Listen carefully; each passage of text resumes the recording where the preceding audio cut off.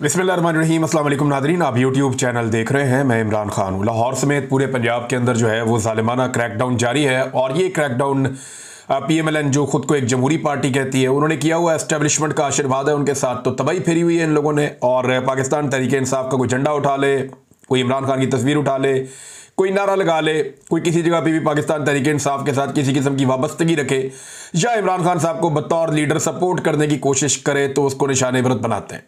अब चादर और चार दीवारी का तकद्दुस पामाल किया जा रहा है। रात भर बार बार छापे मारे गए हैं। गुज़िश्ता रात सूरत हाल बहुत ख़राब थी, आज दिन को भी ऐसे ही है। बड़ी अजीबोगरीब सिचुएशन है पंजाब में, यानी हमने कभी पहले ऐसे देखा नहीं डिक्टेटरशिप के अलावा। तो जमहूरी दौर में तो ऐसा नहीं होता, लेकिन PMLN ऐसा कर रही है और ये कल को ऐसा भुगतेगी भी। और जब ये ऐसा भुगत रहे होंगे तो बहुत सारे लोग खड़े होंगे, शोर मचा रहे होंगे जो आजकल पाकिस्तान तहरीक इंसाफ के साथ जो कुछ हो रहा है उसके ऊपर खामोश हैं। लेकिन चले वो वक्त भी हम देखेंगे, ये वक्त भी हम देख रहे हैं। माजी में भी हमने PMLN को मार खाते हुए देखा, लेकिन जब जब नवाज शरीफ को मार पड़ी उनकी अक्सरियत उनको छोड़कर चली गई, लोग उनके साथ खड़े नहीं हुए। नवाज शरीफ ने खुद भी कहा था कि मैं जब भी कभी खड़ा होता हूं लोग मुझे कहते हैं कि कदम बढ़ाओ नवाज शरीफ, हम तुम्हारे साथ हैं। तो मैं जैसे ही कदम बढ़ाता हूं पीछे देखता हूं कोई भी नहीं होता। ये नवाज शरीफ ने हमेशा पाकिस्तान की आवाम से गिला किया। तो लोगों का नवाज शरीफ के साथ कभी वो ताल्लुक बन ही नहीं पाया, सिर्फ एक मफाद का ताल्लुक है ऐसा लगता है मियां नवाज शरीफ से। जबकि इमरान खान के साथ लोगों ने कुर्बानियां दे देकर इंतहा कर दी। ना इमरान खान किसी को कुछ देता है, ना कोई उसके साथ कोई मफाद है, लेकिन इसके बावजूद इमरान खान के साथ पाकिस्तानी कौम खड़ी है और वो हकीकी आज़ादी की लड़ाई इमरान खान के साथ मिलकर लड़ना चाहते हैं। अब ये क्रैकडाउन चल रहा है और टिकाकर चल रहा है। पंजाब में जड़ी नून लीग ने PTI के कारकुनों की तबाही फेरी हुई है। एक तो खबर यह भी है कि एक FIR सिर्फ इसलिए हो गई कि दुकान के बाहर कुर्सी डाल के बैठा हुआ था PTI का कारकुन। यानी दुकान है, दुकान के बाहर कुर्सी डाली हुई है, इसके ऊपर FIR हो गई और दबा के PTI को जो है ना वो जलील कर रहे हैं। हत्ता कि एक FIR सोशल मीडिया पे गर्दिश कर रही है और बड़े सहाफ़ी एक दो तीन उन्होंने भी लगाई हुई है। इस FIR में है, यानी FIR हो गई 4 तारीख को और FIR पे तारीख है 5 तारीख की। यानी 5 तारीख को जो होना है उसकी FIR एक दिन पहले दर्ज कर दी गई है कि ना 5 तारीख को मैं निकला गश्त पे, मैं सड़क पे जा रहा था, मैंने देखा ट्रैफिक जैम है, रिक्शे रेडियां और बहुत सारी गाड़ियां खड़ी हैं और वहां पे ट्रैफिक जैम है। और मैं जब किया तो आगे देखा चंद लोग खड़े नारे लगा रहे थे, उनमें PTI के ये लोग थे। मैंने इन्हें मना किया लेकिन ये पुलिस पार्टी पर हमला करते हुए फरार हो गए, तो अब इनके खिलाफ FIR दर्ज कर ली गई है। अच्छा, वकूआ लिखा गया है जनाब 5 अगस्त का और FIR दर्ज हो गई है 4 अगस्त को। ये नहीं, इस किस्म की बांगियां मारी जा रही हैं। और ये गुजरपुरा का मुकदमा है जो कहीं शेयर किया गया है कि जी मैंने इन्हें समझाया, ये बात नहीं माने और ये 5 अगस्त की एडवांस FIR काट दी गई। जब इसे सहाफियों ने पोस्ट किया तो मैं हैरान हो गया, मैंने कहा ये कोई गलती है, ये वो कैसे सकता है। लेकिन जिन सहाफियों ने इसको लगाया उन्होंने कोई तो इन्वेस्टिगेशन की होगी इसके बारे में। लेकिन पंजाब पुलिस से आप कोई भी उम्मीद कर सकते हैं, जिस तरह पंजाब पुलिस को डंडा दिया हुआ मरियम नवाज ने और पाकिस्तान की मिलिट्री एस्टेब्लिशमेंट ने मिलकर, तो उनसे सारे गलत काम करवाए जा रहे हैं। एस्टेब्लिशमेंट के गंदे कपड़े हमेशा से धोए हैं पुलिस ने, तो एक मरतबा फिर धो रही है और वो सारे गंदे काम कर रहे हैं जो गंदे काम कोई भी ऑर्गेनाइज फोर्स कभी भी नहीं करना चाहेगी। अच्छा, एक तरफ यहां पे नाइंसाफी जुल्म और जबर हो रहा है, दूसरी तरफ खैबर पख्तूनख्वा में अली अमीन गंडापुर दरिया के रास्ते में बना हुआ एक होटल जो सैलाब का बायस बनता है, उस होटल को नहीं हटा पाए। यानी बहुत सारे गरीबों के होटल गिरा दिए, बहुत सारे कमजोर लोग हैं उनके रेस्टोरेंट गिरा दिए, लेकिन जो मेन जगह के ऊपर अमीर मुकाम का होटल था उसको अली अमीन गंडापुर हिला नहीं पाए अपनी जगह से। अब ये बुज़दिली नहीं है तो और क्या है। एक तरफ मरियम नवाज ने तबाही फेरी हुई है, PTI की जो चीज मिले, फैक्ट्री मिले, घर मिले, इमारत मिले, होटल मिले, बिल्डिंग मिले, सब तबाह कर दो, गिरा दो। एक तरफ गैर कानूनी चीज जो है वो खैबर पख्तूनख्वा में, यानी ऐसी चीज जो दरिया के अंदर तो होनी नहीं चाहिए, प्रॉपर्टी दरिया के अंदर जो है वो एक होटल बना हुआ, उसको अली अमीन गंडापुर हटाने में नाकाम रहा। ये है नाजरीन दोनों के अंदर फर्क। और जिस तरह गंडापुर साहब चल रहे हैं इस तरह तो कभी भी कुछ नहीं बनेगा। पाकिस्तान तहरीक इंसाफ ने 5 अगस्त को एहतजाज करना था, क्या एक बड़ी हिकमत अमली सामने आई। देखें आज 4 अगस्त है, लोग तो बेचारे जोर लगाते हैं, कोशिश करते हैं, निकलने की कोशिश करते हैं। हो सकता है कल बहुत बड़ी तादाद में लोग निकल आए और सारी सिचुएशन बदल जाए। सिचुएशन बदल गई तो बहुत सारे लोग उसका क्रेडिट लेने के लिए आ जाएंगे। लोग ये कहेंगे जनाब ये हमारी वजह से हुआ, हमने ये किया था, हमने जोर लगाया, सब बंदे अपनी अपनी बात करेंगे ना। लेकिन हकीकत यह है कि पाकिस्तान तहरीक इंसाफ की क़यादत ने कोई ऐसा लायामल नहीं दिया जिसे आप सरप्राइज कह सकें। मैंने आपको कुछ दिन पहले यह बताया था कि जेल से मेरे पास इत्तला है कि इमरान खान साहब ने अब टेस्ट मैच खेलने का फैसला किया है इस हुकूमत के साथ, और वो अब टेस्ट मैच ही खेलेंगे। एक अब आसाब की लड़ाई लड़ेंगे एस्टेब्लिशमेंट के साथ इमरान खान साहब, और इन्हें थकाएंगे। उनके बाद जेल में ऑप्शंस आती जाएंगी, वो उनको इस्तेमाल करते जाएंगे, लेकिन ना वो डील करेंगे इमरान खान साहब जो बज़ाहिर दिखाई दे रहा है, और ना इमरान खान साहब को इस बात की उम्मीद है कि फौरी तौर पे उनकी पार्टी कोई ऐसे बड़े इकदाम उठा सकती है जिससे इमरान खान साहब की और बाकी लोगों की रिहाई हो जाए। लिहाजा उन्होंने टेस्ट मैच डाल लिया कि ठीक है लगे रहो फिर मेरे साथ, तुम मुझे मेरे साथ ज्यादती करते जाओगे और मैं तुम्हें चलने नहीं दूंगा, सवाल ही पैदा नहीं होता। तो ये इमरान खान साहब की हिकमत अमली तो है, ये तो समझ आ गई थी, लेकिन पाकिस्तान तहरीक इंसाफ बार बार ये कहती रही, अलीमा खान ने कहा, बाकी लोगों ने कहा जी हमारे पास बड़ी हिकमत अमली है, बहुत बड़ी स्ट्रेटेजी है जो हम 5 अगस्त को इंप्लीमेंट करेंगे, लेकिन अगर हमने पहले बता दिया तो वो सारा कुछ एक्सपोज हो जाएगा। अब 4 अगस्त है, 4 अगस्त तक भी नहीं पता, जिन लोगों ने कुछ एग्जीक्यूट करना है उन्हें भी नहीं पता, तो फिर हिकमत अमली क्या है? यानी जलसे जुलूस और रैलियां अगर हैं तो वो तो सारे निकालते हैं, जलसा करना, जुलूस निकालना, रैलियां करना, ये तो सब लोग करते हैं। ये पाकिस्तान तहरीक इंसाफ के लिए कोई नई चीज नहीं है, फजलुर रहमान साहब की पार्टी करती है, जमात इस्लामी करती है, बाकी पॉलिटिकल पार्टी भी ये करते रहते हैं। तो ये तो कोई ऐसी नई चीज नहीं है, कोई नई हिकमत अमली नहीं है जिसको छुपा कर रखना था। तो पीटीआई की बज़ाहिर कोई ऐसी हिकमत अमली अभी तक उनकी लीडरशिप की जानिब से सामने नहीं आई जिसको एक सरप्राइज कहा जा सके। हाँ, एक चीज जरूर है, ओवरसीज पाकिस्तानियों ने जो इश्तिहार छाप दिया उसके ऊपर पंजाब हुकूमत बौखला गई।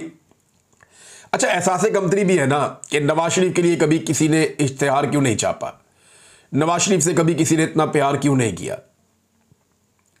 माजी में ना ओवरसीज पाकिस्तानी मुझे मिलते हैं, कई मुमालिक में मैं गया हूं, वो ये बताते हैं कि नवाज शरीफ का तोती बोलता था बैरून मुल्क।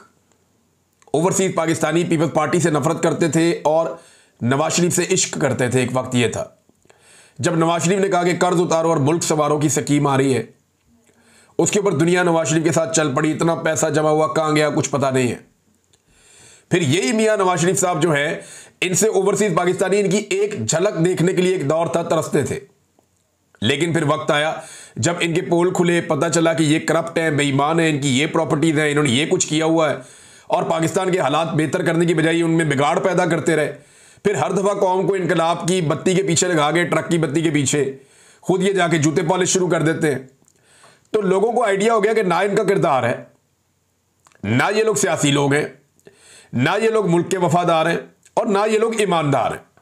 अब ये एक्चुअली जब एक पोस्टर या बैनर हम बचपन से देखते थे ना PMLN का, तो उसमें 1-2 चीजें तो जरूर लिखी होती थी।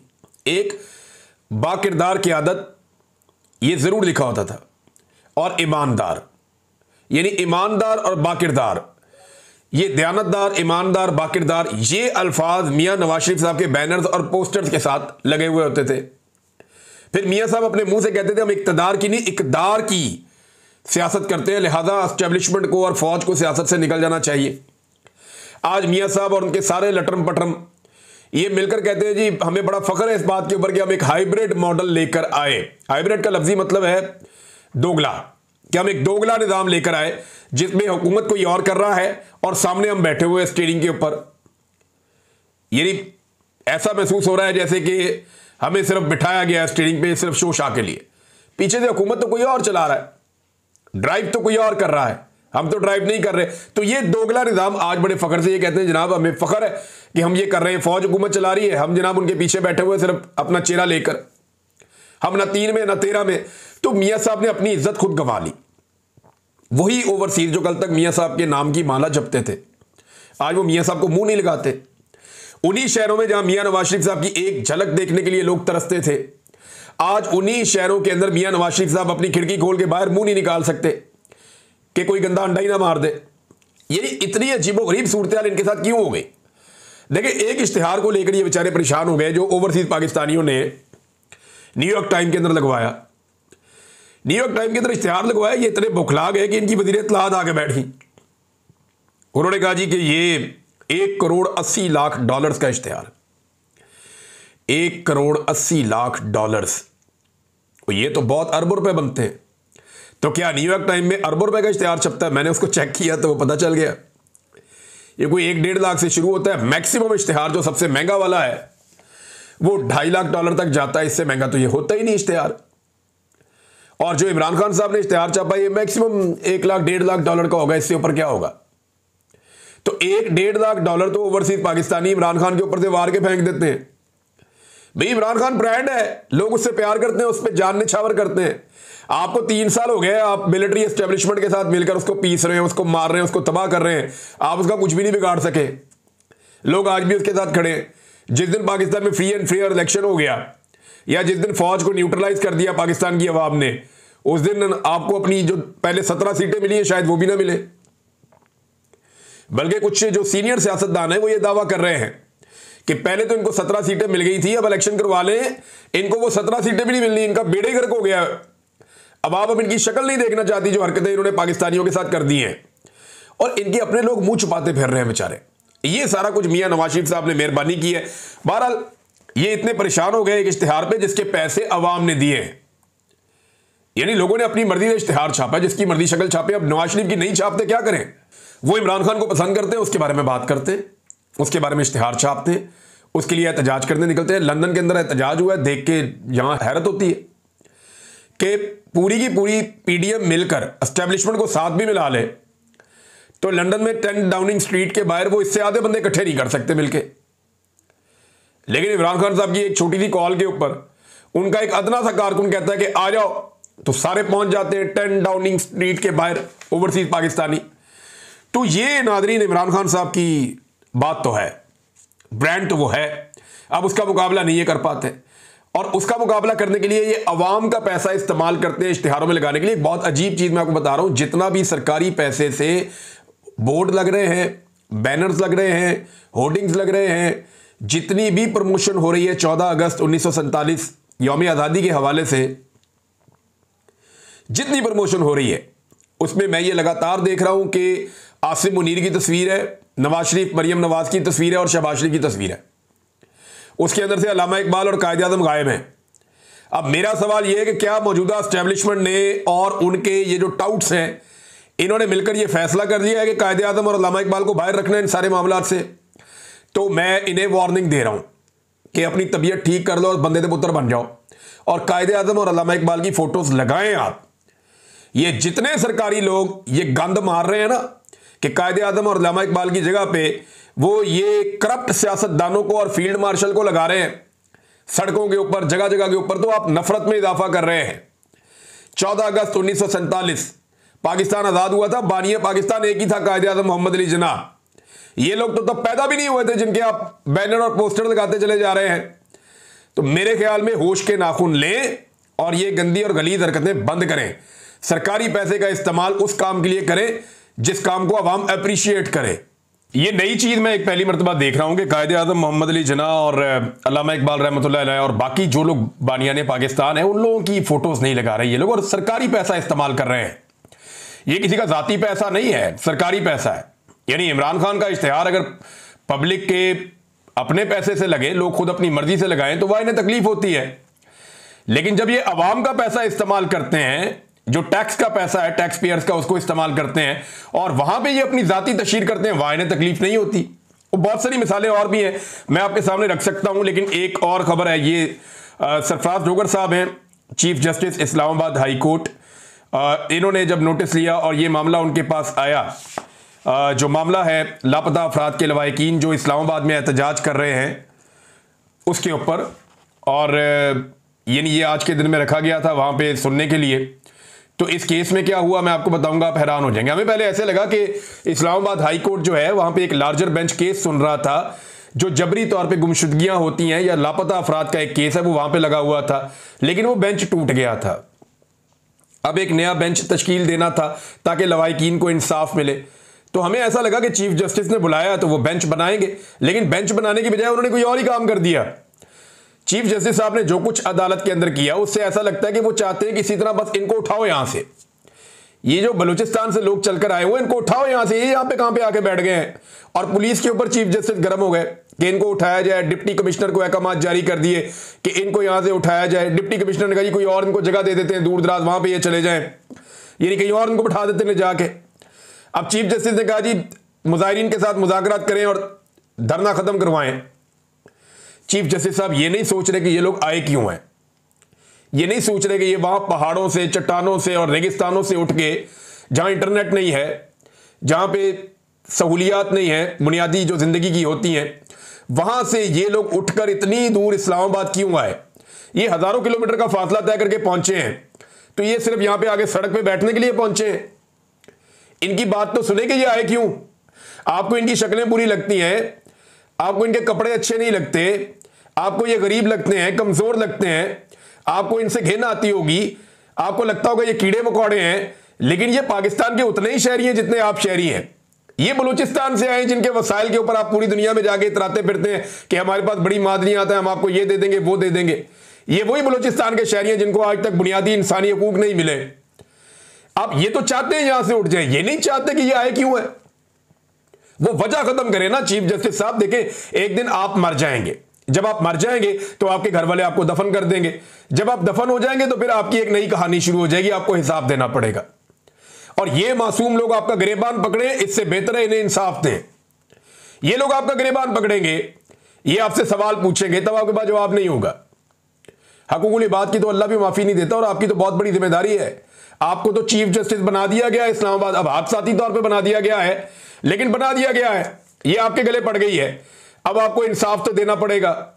अब ये बेचारे लापता इनके लोग हो गए हैं, पूछे उन माओ से जो बेचारी आकर बैठी हुई हैं, वो किसी को शौक है इतनी दूर से बलूचिस्तान से अपना घर बार छोड़ के, अपना काम सब कुछ छोड़ के वो इस्लामाबाद आके यहां सड़कों पे पड़े हुए हैं, सड़कों के ऊपर वो लेटे हुए वहां बैठे हुए बेचारे एहतजाज कर रहे हैं बारिश के अंदर, खराब मौसम के अंदर। किसी माँ से पूछे उसकी बेचारे की, वो उसकी आंखें दरवाजे पे लगी हुई होती हैं कि मेरा बेटा पता नहीं कब वापस आएगा। भाई अगर किसी ने कोई जुर्म किया है, अगर किसी ने कोई जुर्म किया है तो अदालत जाने ना, उसको अदालत में पेश करें पकड़ने के बाद। ये तो नहीं हो सकता कि कोई एजेंसी ये फैसला कर ले और वो इंसानों की जिंदगी और उनकी सांसों की मालिक बन जाए कि जनाब हमें लगता है बंदा ठीक है, पकड़ के अंदर कर दो। भाई इनको तो मैं भी खराब लगता था, मुझे पकड़ के अंदर कर दिया था लंबे अरसे के लिए।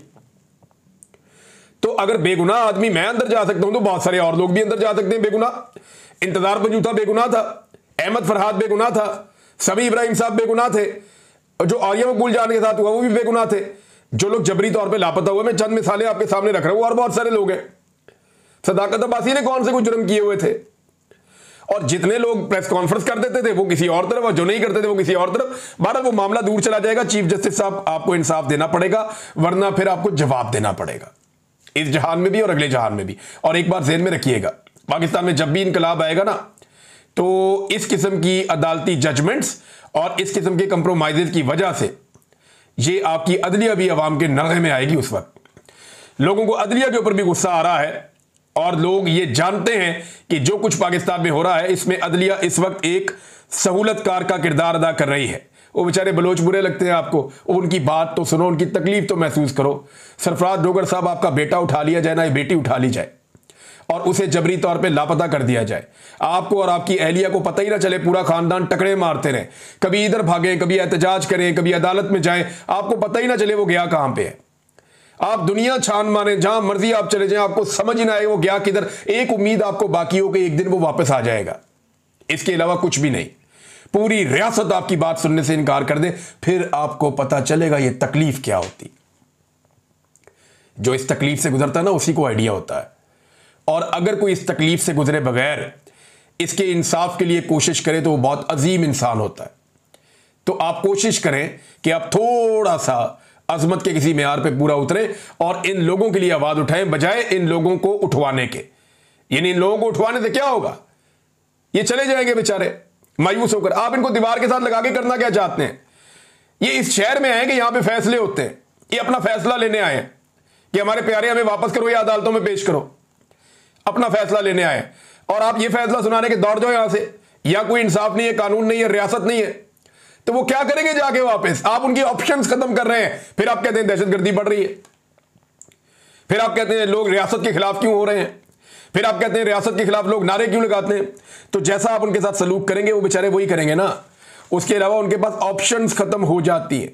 नाज़रीन, कश्मीर के एहतजाज में शिद्दत आ रही है। वहां पे नौजवान जो हैं उन्होंने मुख्तलिफ इलाके बंद कर दिए हैं, सड़कें बंद कर दी हैं। वो ये कह रहे हैं कि अब्दुल कयूम नियाज़ी साहब को रिहा किया जाए।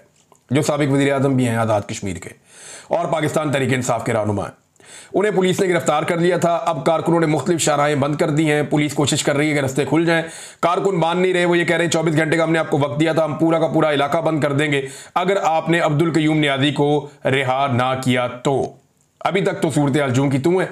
जो इसके अंदर फर्दर डेवलपमेंट होगी आपके साथ मैं शेयर करूंगा। मौलाना ज़ियाउर रहमान साहब हैं, ये फजलुर रहमान साहब के भाई हैं। इन्होंने एक दावा किया है, ब्रिगेडियर राशिद नसीर, जिनका यह केस भी एक चल रहा था बरतानिया में, ये ब्रिगेडियर राशिद, अब तो रिटायर फौजी है ये, तो ब्रिगेडियर राशिद नसीर और इसके बारे में अली अमीन गंडापुर के बारे में उन्होंने कुछ इंकशाफ किया है, या आप इल्ज़ाम कह लें। उन्होंने कहा क्या? उन्होंने कहा जी ब्रिगेडियर राशिद नसीर ने गिरफ्तारी के वक्त जब अली अमीन गंडापुर के बाल काटे थे तो इसी वक्त आपसे लिखवा लिया था कि पीटीआई को तोड़ना है। हमें तो मालूम है, पीटीआई वालों को भी इसका किरदार मालूम होना चाहिए। आपने उसी वक्त सौदा कर लिया है जिनके साथ आपने सौदा किया था, अब उनके काम के भी आप नहीं रहे। ये मौलाना ज़ियाउर रहमान साहब फजलुर रहमान साहब के भाई हैं, ये वो दावा कर रहे हैं। अब गंडापुर साहब इसका क्या जवाब देते हैं, उनके भाई क्या जवाब देते हैं? उन्होंने कहा जी बाल जो है वो ब्रिगेडियर राशिद नसीर ने कटवाए थे अली अमीन गंडापुर के, ये मौलाना ज़ियाउर रहमान साहब ने दावा किया है। अच्छा, ये दावा कोई और करे ना तो चुका जाएगा और मार पड़ेगी उसे। कोई भी ये दावा करेगा ना पाकिस्तान में, उसको चुक लेंगे, उसको मारेंगे, कुटेंगे। फजलुर रहमान साहब एस्टेब्लिशमेंट के साथ मिलकर स्टेटस को का हिस्सा रहते हैं, लिहाजा उनके भाई को कोई उंगली भी नहीं लगा सकता। बल्कि जो लोग ज़ेरे अताब आते हैं ना, उनमें से कुछ लोग अब दूसरी पॉलिटिकल पार्टी ज्वाइन करना शुरू हो गए।